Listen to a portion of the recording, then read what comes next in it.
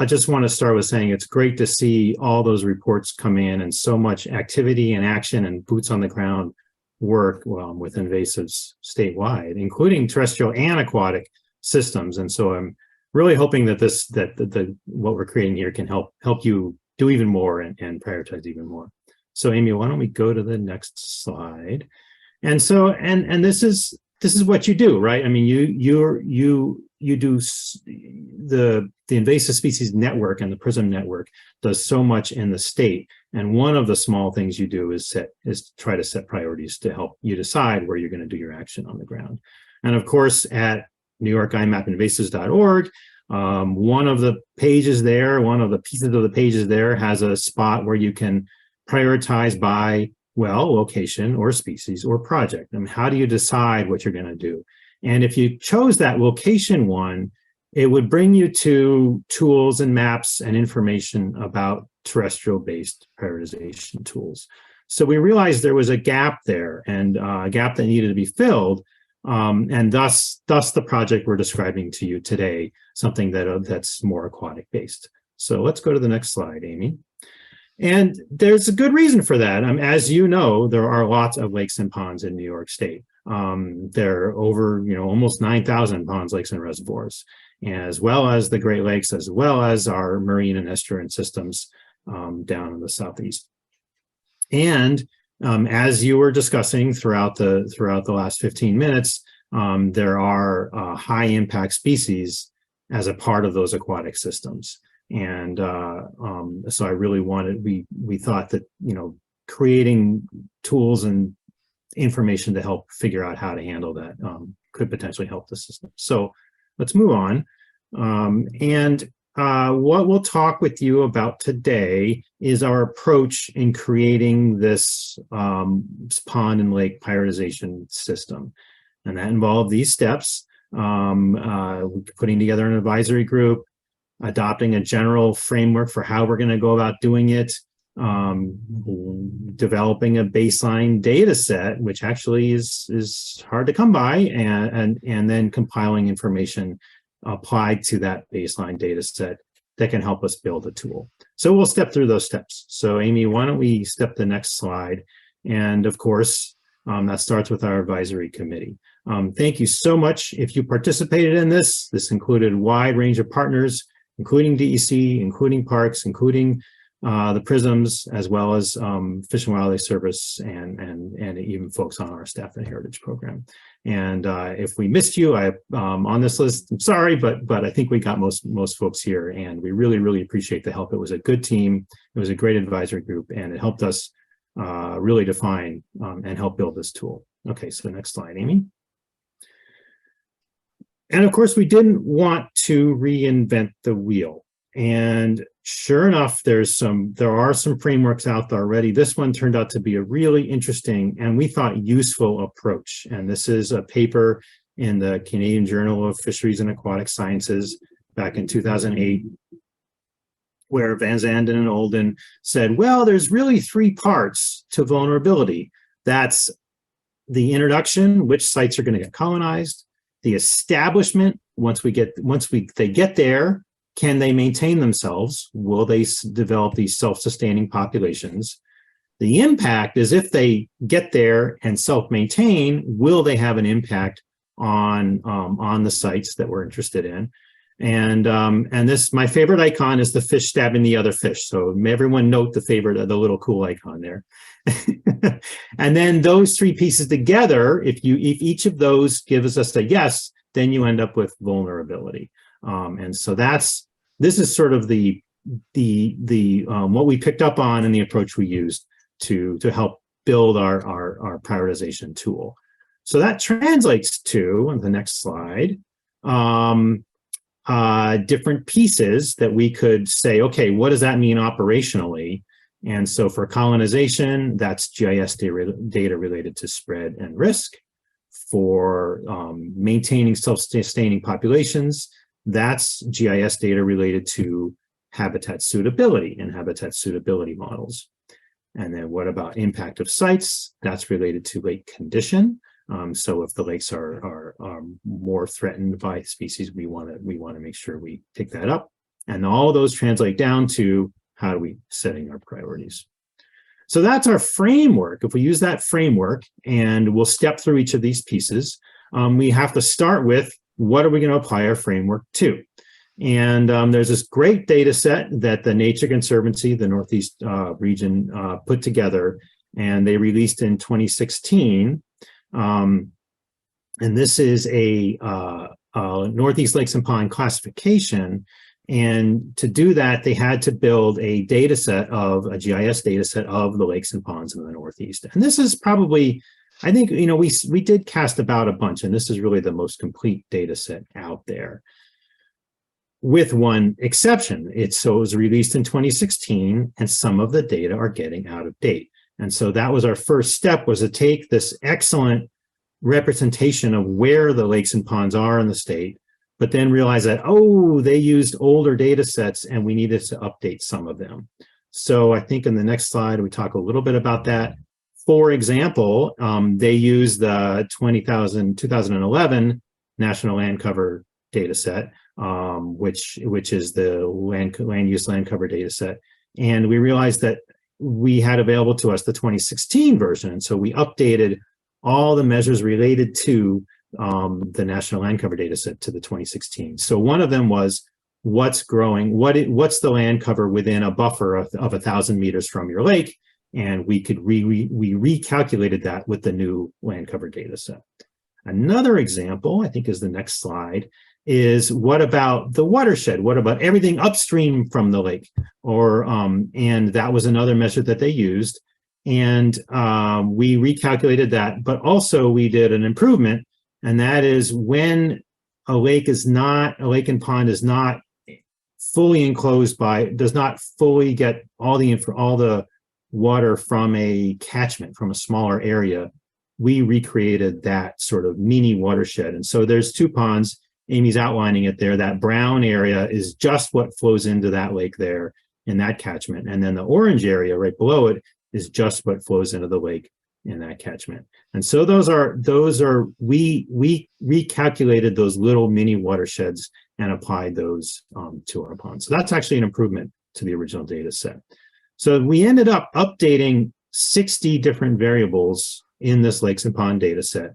We actually managed to find, thanks for Division of Water, additional lake depth data that was missing, that were missing in the data set too. So we added those as well.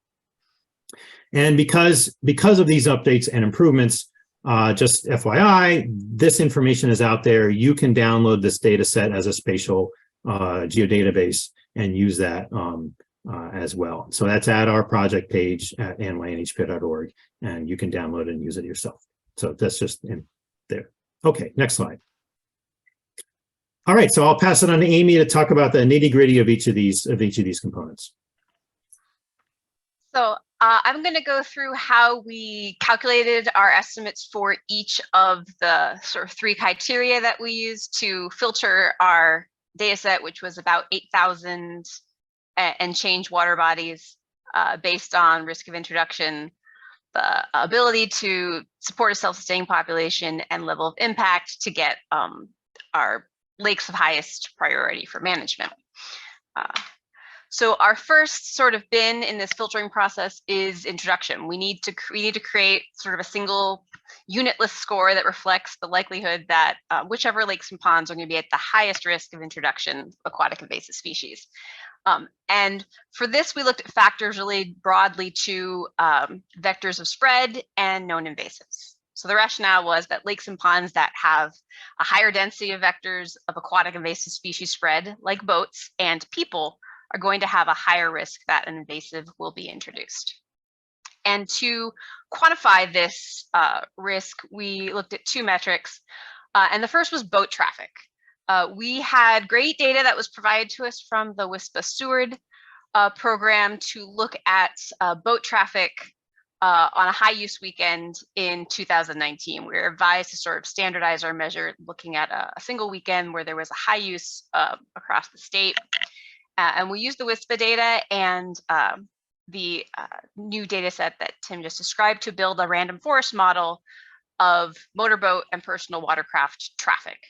And then we use that model to predict the relative intensity of traffic, of boat traffic, for all lakes and ponds in the data set.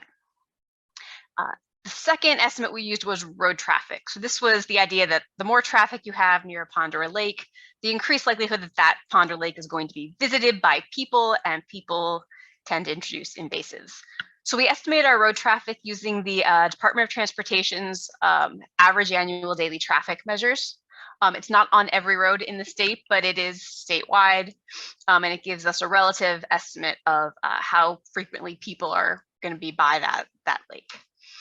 And to combine them into the score, we would estimate them, standardize that, and then multiply it by a weight, given how heavily we wanted the score to reflect each individual measure. The boat traffic was weighted about twice as much as the motor traffic. And this was based on feedback from our steering committee. We looked at a couple of different ways to build the score once we had the individual metrics. The other element of risk that we looked at was known invasives. Lakes and ponds that are closer to known invasives are going to be at higher risk that they will get an invasive species introduced because there are invasives nearby. And so for this, we used physical proximity to IMAP aquatic invasive species records, either as the crow flies, or we also calculated distance along a stream network. So how far upstream or downstream it was to the nearest invasive to account for that sort of passive introduction. And then we looked at the number of invasive species within a 7.4 kilometer buffer of the water body as a sort of general measure of invasive pressure. And 7.4 kilometers, because according to Julie Hart, our breeding bird atlas expert, that is how far you can estimate to look at the likelihood that birds in that area may bring invasives into the water body. 7.4 kilometers was sort of our range for waterfowl. And they were, this is how heavily they were weighted into the model, and we would combine all 5 into our final score for introduction. Once we established that, a lake is at a high risk of introduction, what we need to understand for our second BIM was, so does that lake have suitable habitat for a species to establish a population? Because if the lake isn't suitable, then it's going to be a lower priority for management because the invasive probably won't get going on its own. So for this, we couldn't quite create one Uber score like we did for introduction. We need to look at each individual species on its own because they all work slightly differently. So for this, we had a suite of proxy species that represented a range of gills. We looked at starry stonewort, hydrilla, Eurasian water milfoil, water chestnut, northern snakehead, rusty crayfish, spiny water flea, and zebra mussels. And we used that new data set that Tim described to build habitat suitability models for each species. And then we also could adjust those models based on additional data that we got. For example, for some lakes in New York State, we have calcium data, and certain species, for example, the zebra mussel, have to have a minimum amount of calcium for the lake to be suitable. And so we were able to adjust the models. We sent them out to our steering committee. We got excellent feedback from our steering committee on those models, reran some of them. And the result is that we now have essentially, instead of one introduction score, we have one score for every species, for every lake, and it's going to be assigned low, moderate, or high suitability for the species to establish. So once we've established that the species has been introduced and it's going to be able to create a sustaining population, we came to sort of the most difficult part of the model to quantify, which was lake condition. We needed to create a score that reflect how much of an impact we thought a novel invasive species might have on the ecological or recreational quality of the lake or pond. And we discussed we discussed this extensively with our committee because it's a combination of how people are using the lake and the overall biological quality of the lake. And so we looked at factors that fell into sort of 3 general categories: water, habitat quality, rare species, and recreational use. So for water and habitat quality, our rationale was lakes and ponds that have more pristine habitat and have higher water quality are going to be more impacted by the establishment of a novel invasive species than ponds that are already ecologically stressed. And so for this category of indicators, we looked at the landscape condition assessment. This is a weighted combination of a group of anthropogenic stressors like agriculture, impervious surface, roads, weighted by the severity of how much of an impact they have on the environment and how far away from each individual stressor that impact extends. So it's a good overall level of sort of stress, terrestrial based, but still stress in the vicinity of the lake. We also use the biological assessment profile score for any flow lines going through the lake. The BAP, as we call it, is a model of water quality that's based on the work of the Stream Biomonitoring Unit. They survey invertebrate diversity. And the result, if you're familiar with the freshwater blueprint, is a predicted level of BAP and predicted level of water quality throughout those streams in New York. We also looked at native fish richness. This was the work of the USGS and Jim McKenna, who created models for fish throughout New York State. And we created a number that reflected native fish richness, the number of species of native fish predicted for each of the streams that are going through the lakes or ponds. So if a lake or pond has, native fish, a high number of native fish species predicted to go through it, they're probably going to be more impacted by the invasion of an invasive species than a stream or pond that's not sheltering a lot of our native species. The fourth indicator was harmful algal blooms. We created a random forest model for the frequency of harmful algal blooms for all of the lakes in the data set. The rationale being if a lake is already stressed with repeated algal blooms, the impact of invasive species may be less impactful than if a species invades a lake that's not also grappling with a lot of HABs. And their relative importance in the model, the LCA had the highest weight of 20. In this case, our weights went from added up to 100 just because there were more of them. The BAP was 15 and the HABs model was weighted 5. For our rare species, lakes or ponds that had existing populations of rare species or contain significant natural communities are going to be more impacted because of the potential for the invasive species to result in loss of these rare resources.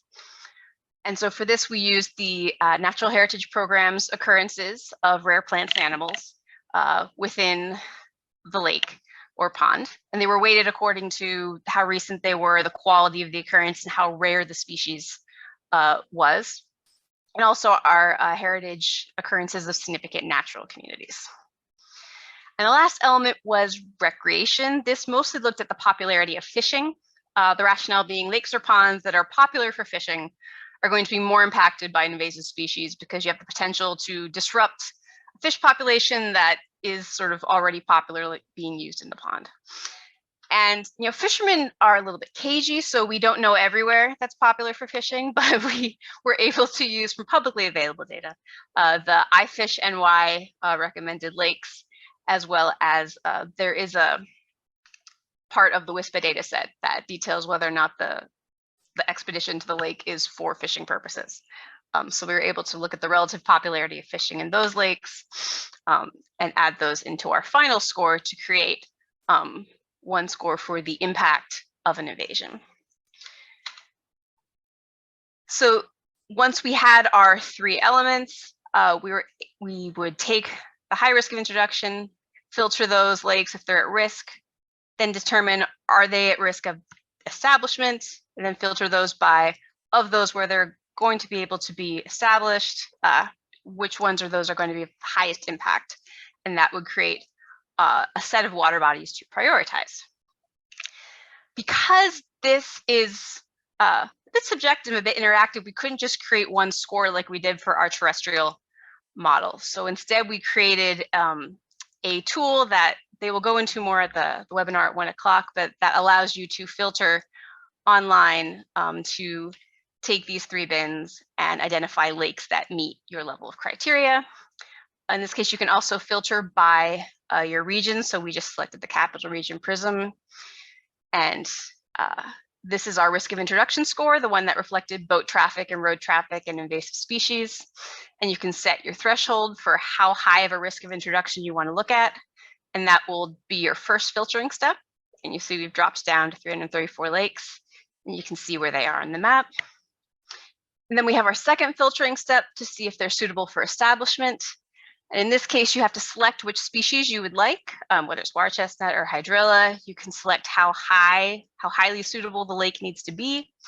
And the application will filter those lakes again to only find the lakes that are both at risk and suitable.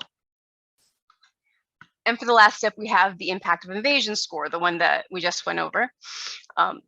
And once you set how high of an impact you want to look for, the application then filters the lakes that are at risk and suitable and have the highest potential for impact if an invasion occurred. And that gives you your set of lakes that are of highest priority for management. And there are a lot of ways you can adjust this based on your question, and Jen and Mitch will be going into this in the webinar at 1 o'clock. But this tool can be found at our project webpage, myhp.org, projects, aquatic invasive prioritization. Great, thank you, Amy. And I put that link in the chat. So that's there again. And don't forget this online tool training at 1 p.m. And you can get to that via the nymappinvasives.org site. So thank you. I just want to say this has been a great project. We really appreciate the advisory committee that's helped us out and support us throughout the project. And we look forward to your feedback about how it behaves for you, how it's useful for you, and you know, those maybe in the long term we can tweak it to make it more applicable and things. But we're really excited the way it came out, and we're excited to have it used more. So thanks again, and I assume Tamara, we might have time for questions. Yeah, it looks like